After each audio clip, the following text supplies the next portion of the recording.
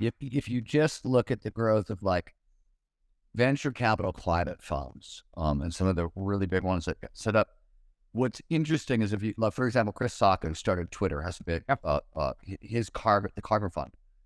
If you look at the companies in his portfolio, he's not just looking at what companies are going to make money. It's all the solutions. He's really tried to surround the problem.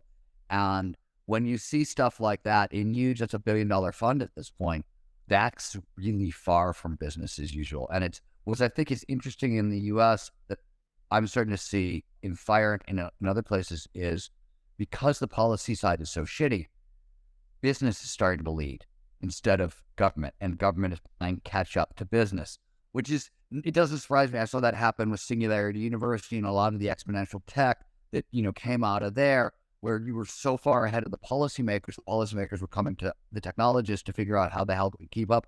And I'm seeing sort of the same thing on the environmental stuff, where like business is oddly leading this and government is, turning to business to figure out how to steer, which is nothing I ever thought I'd see in my lifetime. And it's amazing, but I think it's true, or sort of from my limited view, it feels true.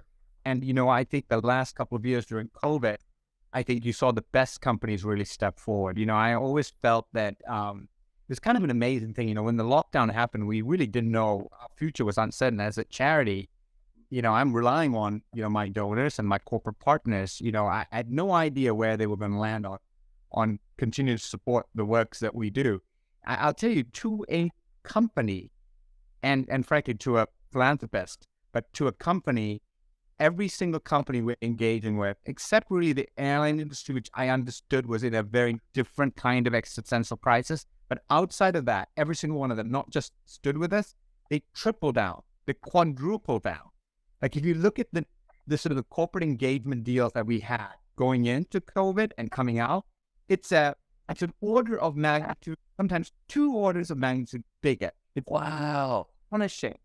And I thought, why is this? And again, going back to cycling, I always feel like when I ride this trail, the only time I can overtake people is on the uphills, right? Like it's really hard to pass someone on the flats or the downhill.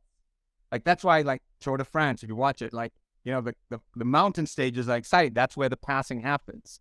And I actually think that the best companies kind of recognize this intuitively and use this moment to accelerate. And that's exactly what they did. Now, they're so far ahead in some ways that I think that's exactly what they kind of took that moment to do.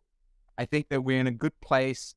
I think it all depends on how quickly we can do exactly what you said, expand human capability and be inclusive about it, leverage technology, but new technology as well as ancient wisdom. And then do that, in my opinion, in a way that is compassionate to all, because that compassion has been missing from conservation in a long time. It's often been smug conservation. And I think we need to define it as compassionate conservation. So like compassion conservatism? We tried that. I don't think it works so well. No, I think compassionate conservation, humans at the center of it, and makes us just realize that at the end of the day, we are trying to save ourselves. The tagline along those lines for Conservation International switched. Like you put people back into how you think about the equation. They weren't in the equation for a while with Conservation International. And I noticed that how you describe the organization now includes, nature for the benefit of people as well, which I thought was interesting. Yeah, I would truly like that. The only way people will save nature is if it's in their own, enlightened self-interest, as our founder, Peter Seligman says. But, I do buy that, and certainly coming from the global south, I see that all the time. If what you've heard on Flow Research Collective Radio has been helpful, please consider doing us a solid and leaving us a review on Apple Podcasts, Spotify, or wherever you are listening to this. Reviews help us connect to a wider audience so we can get these peak performance principles out to more people.